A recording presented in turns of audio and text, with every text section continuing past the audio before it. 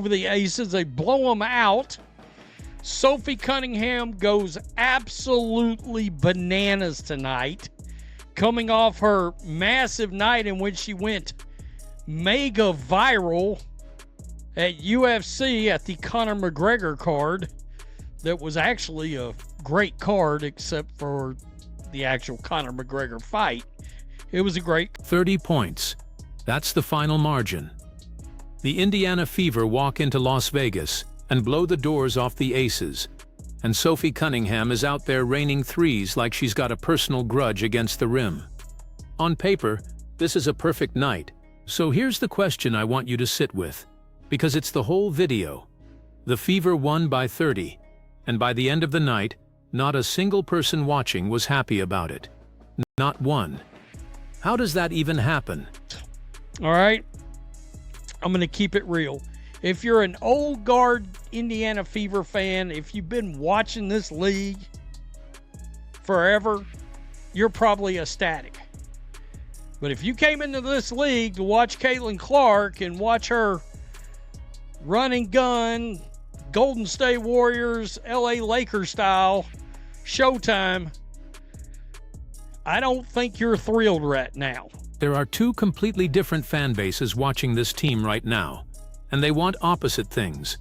The old guard Fever fan, the one who suffered through the lean years, sees a blowout road win and a team clicking, and they're thrilled.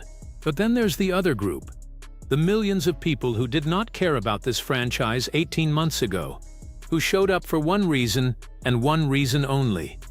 They came to watch Caitlin Clark cook. They came for the logo threes, the no-look dimes, the run-and-gun show. And what they got tonight was something very different. I'll show you exactly what, but the part that should actually bother you isn't the score. It's what this team is quietly turning their franchise player into. Hold that thought. 109-75, Sophie Cunningham, 23 minutes, 20 points, 7 of 9 from the field, 6 of 7 from three-point range. She shot the lights out tonight. Let's give Sophie her flowers, because this line is absurd. 20 points in 23 minutes. 7 of 9 from the field, 6 of 7 from three-point range. Read that again. She missed 1 3 all night. That's not a hot streak, that's a video game, and the timing could not be scripted better, because this is the same Sophie Cunningham who went mega viral days earlier sitting cage-side at the UFC card. The one people were talking about way more than the main event. She walked out of that weekend a national name. And then she walked into this arena and shot the Aces out of the building. That is a star being born in real time. The jersey sales, the clip views, the sudden name recognition. Sophie Cunningham figured out that in this new WNBA economy, one viral night plus one 20-point explosion equals a brand. Good for her. But hold on to that, because every shot Sophie takes is a shot somebody else on this roster is not taking. And I've got that on video. We'll look at it. Caitlin Clark, minutes restriction. Good Lord. 24 minutes, 12 points, 7 rebounds, 6 assists. She rallied points-wise, scored about 7 in the second half, maybe, something like that. Now here's where it gets uncomfortable. Caitlin Clark, 24 minutes, 12 points, 7 rebounds, 6 assists. Perfectly fine numbers. But watch how she's being used, because there's a minutes restriction on her, and she's getting shuffled in and out of the lineup in a way that kills any rhythm a scorer needs. She scored most of her points late, and even then, she never looked like she was locked in. Anybody who has ever played the game knows you cannot flow when you're on a leash, checking in for a few minutes, sitting, checking back in cold. And look, some of that is injury management, and that's legitimate. You protect your asset. But the minutes restriction is only half the story, and honestly, it's the more forgivable half. Because underneath the restricted minutes is a decision this coaching staff has made about her role that has nothing to do with her health. That's the part we need to get to. And Asia Wilson, 20 points, 9 of 23 tonight, 12 boards. She had the quietest double-double ever. Caitlin Clark, continues to break records, folks. And don't lose sight of who they did this to, because that's what makes the blowout mean something. This isn't the Fever beating up on some bottom feeder. The Las Vegas Aces are a championship organization with Asha Wilson, one of the most dominant forces this league has, a multiple-time MVP. And on this night, Wilson put up 20 points and a double-double that the broadcast called the quietest double-double you'll ever see. Because Indiana had the game so thoroughly under control that her production barely registered. When you make an MVP's 20 and 10 feel like a non-event, you've done something serious. So take a step back and look at what we actually have. A team that just dismantled a title contender on the road, a star being born in Sophie Cunningham. Every ingredient of a feel-good blowout. And still, somehow, this fan base walked away frustrated. That contradiction is the entire story, and it points directly at the one thing wrong with an otherwise perfect night. Caitlin Clark has become the fastest player in WNBA history to reach 600 assists in only 72 games. And this is the part that makes the whole thing so strange. Even on a leash, even shuffled in and out, Caitlin Clark just became the fastest player in the history of the WNBA to reach 600 career assists. 600 in 72 games. Nobody has ever done it that fast. Not the legends, not the Hall of Famers, nobody. So let that sink in. The player this team is easing into the background is simultaneously rewriting the record book in the one category that defines a floor general. She is one of the best passers this league has ever produced, on pace to shatter records that were supposed to stand for a generation. And the response to having a talent like that is to reduce how much the offense actually runs through her hands. If that sounds backwards to you, you're paying attention. Because it is backwards. I said the Indiana Fever have dangerously close to have regulated Caitlin Clark to Sue Bird status. That's what we're dangerously close to here. Okay? Indiana Fever are trying to turn Caitlin Clark into a high-end role player. If you know how to read the game correctly, then you know the offense isn't run for her. She's going off script a few times, but much less than normal. She's still generating points. As long as she plays in this offense, I believe that Stephanie White believes she's the third option. So here it is, the thing I've been dancing around. This coaching staff, whether they'll admit it out loud or not, has made Caitlin Clark the third option on her own team. Watch a full game with clear eyes and it's obvious. The offense is not being run for her. It's being run for Kelsey Mitchell and through the front court. And Clark is being asked to space the floor, move the ball, and play a supporting role. There's a phrase for what that turns a generational offensive engine into. It turns her into a distributor, a glue piece. The comparison being thrown around is Sue Bird. And I want to be careful here, because Sue Bird is an all-time great and a champion. But the version people mean is the later career Sue Bird, the one who set the table for scorers around her, took a back seat and let other people finish. That is a beautiful role for a veteran point guard at the end of a legendary career. It is a bizarre role to force on a 23-year-old who is the single biggest offensive draw the sport has ever had. They are taking the most electric shot creator in women's basketball and asking her to be a role player. And the scariest part is that it might keep working, at least on the scoreboard. I thought it was obvious tonight that clearly they had made her the third option on this team. It makes me want to vomit, frankly. It makes me nauseated to realize that's where we're at. But it was pretty obvious. And as long as they're winning games by 30 points, that's not changing. And that right there is the trap, the thing that makes this so hard to argue against. Because they're winning. When you're beating a title contender by 30 points on the road, there is no pressure on a coaching staff to change a single thing. Every blowout is more evidence, in their minds, that the system works. Why would you hand the keys back to your restricted in-and-out point guard when the current setup is producing routes like this one? From a pure wins and losses standpoint, you wouldn't. And I understand that.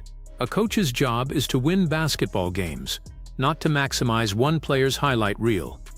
If sharing the offense 3 ways gets you blowouts, a lot of coaches would take that trade every single time. But here's the collision nobody wants to talk about. This is not a normal franchise with a normal star. Caitlin Clark is the reason this league's television numbers exploded. She is the reason arenas that used to be half empty are now selling out months in advance. She is the reason casual fans who had never watched a single WNBA possession suddenly have a favorite team. And those fans did not tune in to watch a beautifully balanced offense win by 30. They tuned in to watch her. So the Fever have stumbled into a genuine conflict of interest. What's optimal for winning a random regular season game, and what's optimal for the thing that's actually growing this sport, are not the same thing right now. And they've chosen winning. On the surface, that's the right answer. Underneath it, it's a lot more complicated than the final score makes it look. Now, my boy Venom Reacts, go subscribe. Venom caught this. We all saw it watching the game. We all called it out in the chat. This was Kelsey Mitchell looking off Caitlin Clark. Hey, let me just show you guys how. Let me just. Which brings us to the film, because this isn't just a vibe. There's a specific play people caught in real time, the kind of thing that tells you everything about the pecking order on this team. Fast break, Kelsey Mitchell has the ball, and Caitlin Clark is running the lane with her hands up, wide open, ready to launch a 3. This is the exact situation where the pass gets made. It's the read every guard is taught from the time they're 12 years old. And Mitchell doesn't even look. She takes it herself and puts up her own shot, while Clark is standing there with her hands in the air, waiting for a ball that was never coming. Now, one play is one play. You can't build a case on a single possession, but watch how the crowd and the online reaction latched onto this, because it confirmed a suspicion a lot of people already had about how the ball is moving on this team. Taking a shot, and as you can see, Caitlin Clark had her hands up. Caitlin Clark had her hands up. She thought she's getting the ball. See Mitchell, go ahead, taking a shot, and as you can see, Caitlin Clark had her hands up waiting for the ball. Like, you gonna get me? No, maybe so. Clock ticking. Oh, shots up. I look down at my watch. I look up, the shots back up. Kelsey Mitchell, selfish as hell. Yeah, selfie. Selfie Mitchell. Oh. Yeah, she's earned the nickname tonight of Selfie Mitchell. By the end of the night, she'd picked up a nickname over it, the kind of thing that sticks. And I'm going to be fair here, because it's easy to turn Kelsey Mitchell into a villain, and that's lazy. Kelsey Mitchell is a legitimately excellent scorer. She dropped 27 points in this game. She has been in this league grinding, putting up buckets, carrying offensive loads on Fever teams that had nothing around her for years before Caitlin Clark ever showed up. She earned her role the hard way, and when you've spent your whole career being the primary option, being asked to defer to a younger player is not a natural adjustment. It's human. But here's the other side of it, and it's the side that matters for winning. When you have a passer on your roster who just became the fastest player ever to 600 assists, the smart basketball play, the play that makes the whole team better, is to run in transition and let that passer create for you. Refusing to give up the ball in those spots isn't just selfish, it's leaving easy offense on the table. So this is bigger than one nickname. It's a real question about whether the shot distribution on this team actually reflects who gives them the best chance to score. I'm coming out and saying it. I think they did fine in 2024, but after last year, Kelsey is used to taking a certain amount of shots a game. Let me just see how many she took tonight. Let me look. She took 16 shots tonight. Caitlin took 11. But I can tell you this. Kelsey takes more shots than that a lot of nights.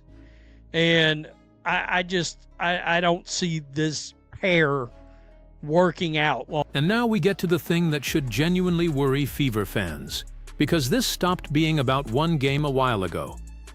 Look at the shot distribution over time. Some nights Mitchell is putting up a heavy volume of shots, well more than Clark, and the take from people watching closely is blunt. They don't see this pairing working long term. Rewind to the 2024 season, and these two coexisted just fine. But the situation changed.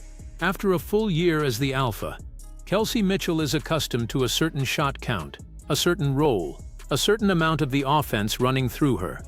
And now you're asking two ball-dominant, high-usage guards, both of whom need touches to be at their best, to share one basketball.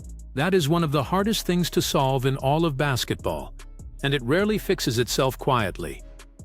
So think about where this goes. If the winning continues, the coaching staff has zero incentive to change anything, and the tension just sits there under the surface, game after game. But the moment they hit a rough patch, the moment those blowouts turn into close losses, every one of these questions comes roaring back, louder. Whose team is this? Who gets the ball in crunch time?